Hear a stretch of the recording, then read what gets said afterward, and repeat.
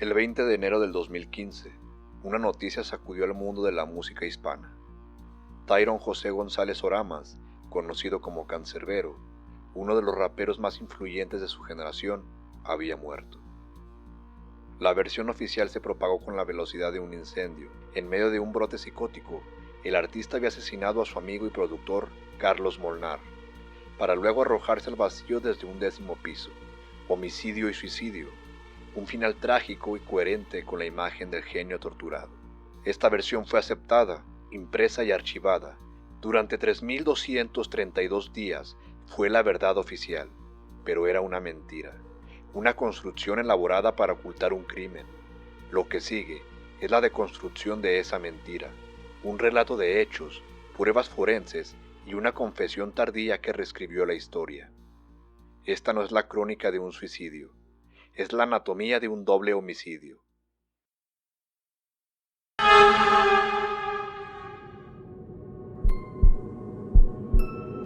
Bienvenido a mi encuentro Con el miedo.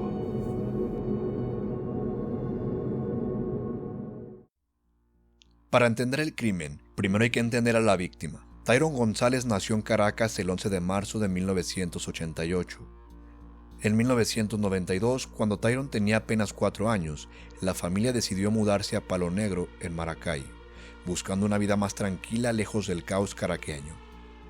Allí, en una casa modesta rodeada de vecinos trabajadores, Tyron pasó sus primeros años explorando las calles polvorientas y jugando entre los patios traseros. Sin embargo, la estabilidad de su infancia se desmoronó en 1997. A los 9 años, Tyron enfrentó una pérdida que cambiaría su vida para siempre. Su madre Leticia falleció de forma inesperada tras una breve enfermedad.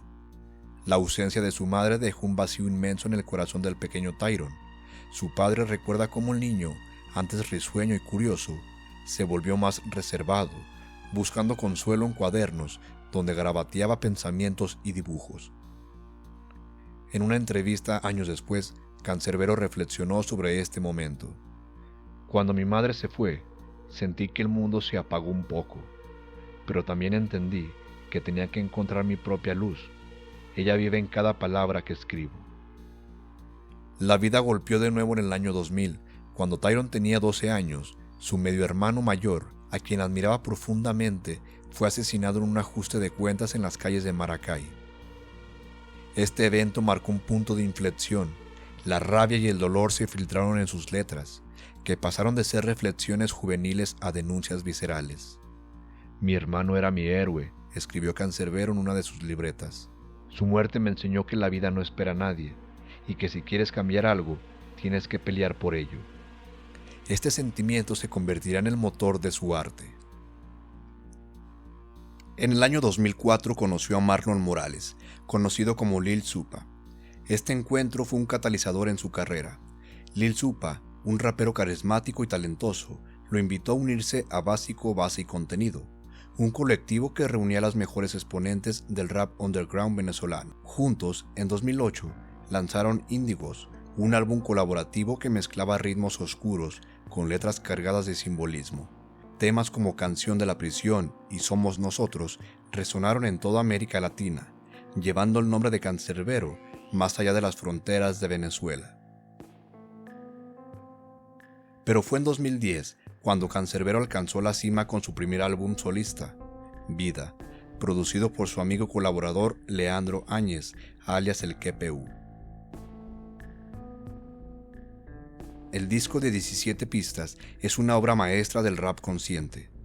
Canciones como Pensando en ti, un homenaje a las relaciones humanas, y Ley del Hielo, una crítica al materialismo, conectaron profundamente con su audiencia.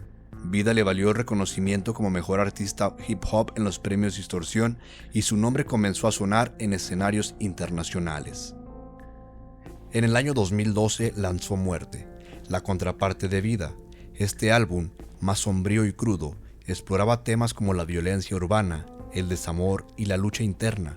Mundo de Piedra retrata una sociedad en decadencia, mientras que Es Épico narra un viaje al inframundo tras vengar la muerte de su hermano, con referencias a Dante y Caronte. La habilidad de Cancerbero para tejer mitología con experiencias personales lo consolidó como un poeta único en el género. Escribo lo que siento, no lo que vende, decía en entrevistas. Muerte no solo fue un éxito crítico, sino también un reflejo de las tensiones que empezaban a acumularse en su vida. A finales de 2014, Cancerbero regresó a Venezuela tras una gira por Argentina y Chile. Dicha gira fue organizada por Carlos Molnar, su productor y amigo, y la esposa de este, Natalia Amestica, quien ejercía como su manager. El 19 de enero del 2015, Cancerbero se encontraba en el apartamento de la pareja, ubicado en el piso 10 del edificio Camino Real, en Maracay. A las 5:30 de la mañana del 20 de enero, se reporta el incidente. La versión proporcionada a las autoridades y a la prensa por Guillermo Amestica, hermano de Natalia, fue la siguiente. Cancerbero, quien supuestamente sufría de esquizofrenia, tuvo un episodio psicótico. Atacó a Carlos Molnar, apuñalándolo hasta la muerte. Acto seguido, corrió a la cocina, abrió una ventana de celosía y se suicidó lanzándose al vacío. El Cuerpo de Investigaciones Científicas, Penales y Criminalísticas del Estado Aragua llegó al lugar.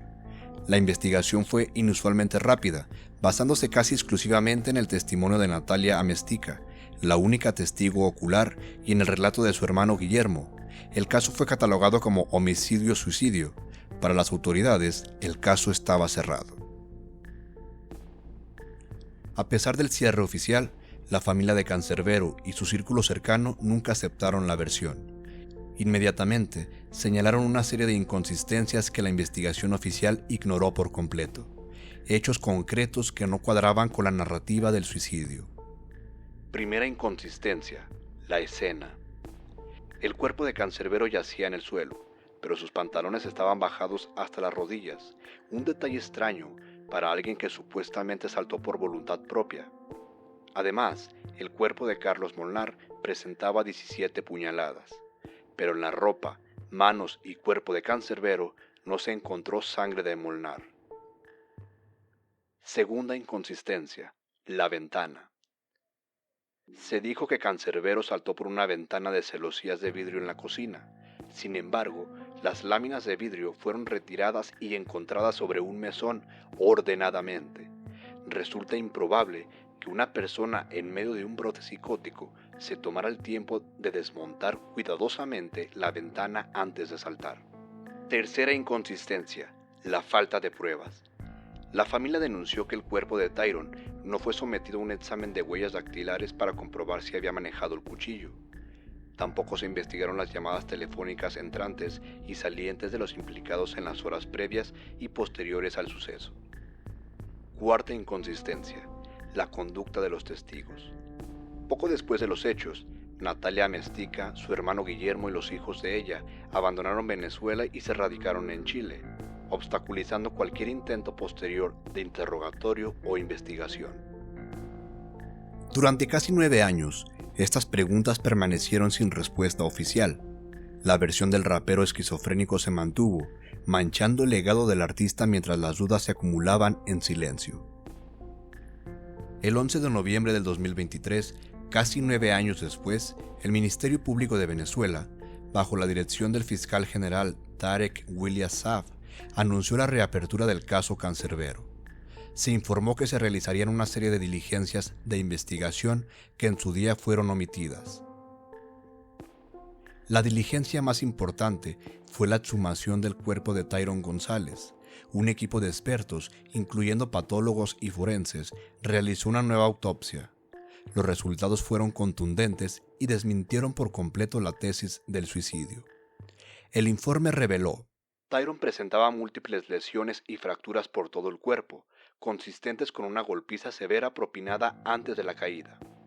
Tenía fracturas en la mandíbula y en el codo derecho, que no figuraban en la autopsia original del 2015. Estas son lesiones características de defensa. Se determinó que las puñaladas que presentaban su costado fueron realizadas mientras aún estaba vivo, pero antes de ser arrojado. La conclusión de los expertos fue inequívoca: Cancerbero no se lanzó, fue golpeado, apuñalado y luego arrojado desde la ventana. Con estas pruebas en la mano, la Fiscalía imputó a Natalia y Guillermo Ameztica por los delitos de falsa atestación y obstrucción a la administración de justicia. El cerco se estaba cerrando. El 19 de diciembre del 2023, la verdad finalmente salió a la luz de la forma más explícita posible. En una declaración grabada, Natalia Ameztica confesó ser la autora material del doble homicidio. Días después, su hermano Guillermo confesó su rol como cómplice y encubridor. En su confesión, Natalia Ameztica detalló los hechos. El móvil no fue la locura, sino el dinero. Según su relato, existía una disputa financiera. Tras la gira por Chile, se le adeudaba un dinero por la organización y la venta de entradas, y se le había comunicado que no se le reconocería como manager. Este resentimiento fue el detonante. La noche del 19 de enero, en su apartamento, preparó un té al que añadió una dosis elevada de Alpram, un potente ansiolítico para drogar a Cancerbero y a su propio esposo, Carlos Molnar. Una vez que ambos estuvieron somnolientos e indefensos, ejecutó su plan. Primero, apuñaló a Carlos Molnar. Cancerbero, aunque drogado, presenció el ataque. Según Natalia, él se desplomó en un sofá, momento que ella aprovechó para apuñalarlo 2 veces en el costado. Tras cometer el doble asesinato, llamó a su hermano Guillermo para que la ayudara. Guillermo Ameztica llegó al apartamento acompañado de 3 funcionarios del Servicio de Inteligencia, SEBIN. Juntos, manipularon la escena para que pareciera un homicidio-suicidio. Apuñalaron el cuerpo de Carlos varias veces más para reforzar la idea de un ataque de ira. Golpearon el rostro y cuerpo de Cancerbero con un tubo para simular una pelea. Finalmente, entre varios, arrojaron el cuerpo de Cancerbero por la ventana. La confesión también reveló el soborno. Guillermo Ameztica admitió haber pagado $10,000 a los funcionarios públicos que llegaron a la escena para que no investigaran, dieran por buena su versión y cerraran el caso. La mentira había sido comprada. Tras las confesiones, Natalia y Guillermo Ameztica fueron condenados a 25 años de prisión.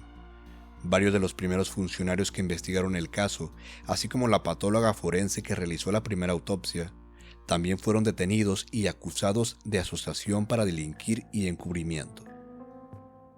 La resolución del caso Cancerbero reivindicó su nombre. No era un asesino ni un suicida. Fue la víctima de un plan fríamente calculado, ejecutado por las personas en las que depositó su confianza profesional y personal. La verdad, aunque tardó casi una década en emerger, demostró que la realidad del crimen fue más cruda y retorcida que cualquier ficción. Hoy, el legado de Cancerbero es más potente que nunca. Su música, escuchada a la luz de los hechos, adquiere una nueva dimensión. Sus letras sobre la traición y la muerte ya no son solo filosofía o poesía, son un eco de su propia realidad.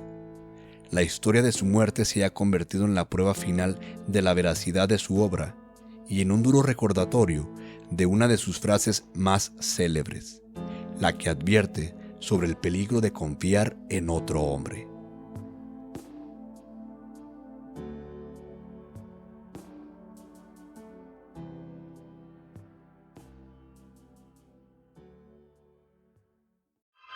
Esto fue mi encuentro con el miedo. Y el tuyo apenas comienza. Suscríbete, activa la campanita y no mires atrás.